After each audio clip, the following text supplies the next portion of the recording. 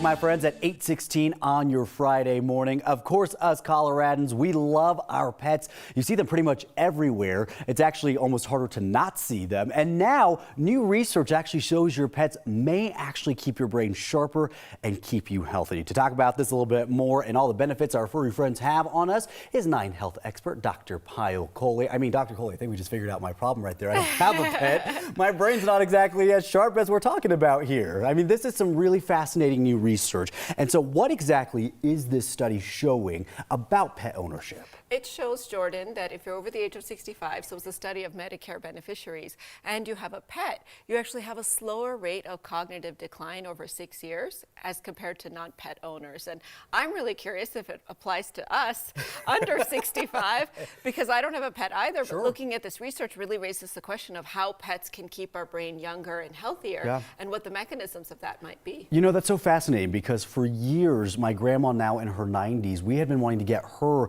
just maybe some kind of small pet. Maybe not necessarily a dog or anything like that you have to be super active with, but maybe like a bird or something that kind of keeps her occupied. So is it kind of any pet that you can have? Well, the study was any pet at all, but there are some specific studies that have looked at dog ownership, cat ownership, but really I think it's the companionship, the lower stress levels, the exercise if you have a dog, because you're actually walking your dog and getting out of the house and all of that. So they help us in so many different ways. That's what I wanted to ask you about next. The other benefits besides just on our brain, what other things about our health are they helping to improve? Well, they help our mood. So they help with depression and anxiety. When you just see a dog, or anything, you just get happy. Yes. And dogs especially, because they get happy to see you. Yeah. So you reciprocate that feeling back to them. There are days that they're the only things that are happy to see me walk into a room, and that makes me so happy. Yes. You know, my mom has arthritis, and so she has her tiny dog, and that's really helped out quite a bit with there. Mobility and stuff. Oh, that's wonderful. But you know, there are also effects on the heart as well. So it lowers your blood pressure to have a pet,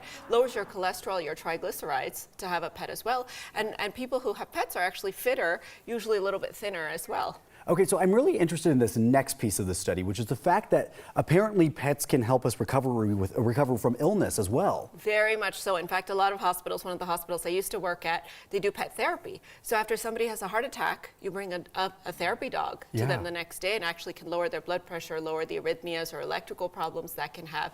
And then the American Heart Association has shown us that even afterwards, when they're recovering from a heart attack or stroke, if you have a dog, you actually have a lower risk of dying after a heart attack or stroke, and you have a lower risk of even having a heart attack or stroke in the first place. So are you and I headed to the pet store right after we finish this interview? Neither of us have pets, and we're sitting here saying, you know, the benefits of not having one. We save money, but now I think we're looking at each other like, wait, as we talk about this a little bit more, maybe we should look into this option.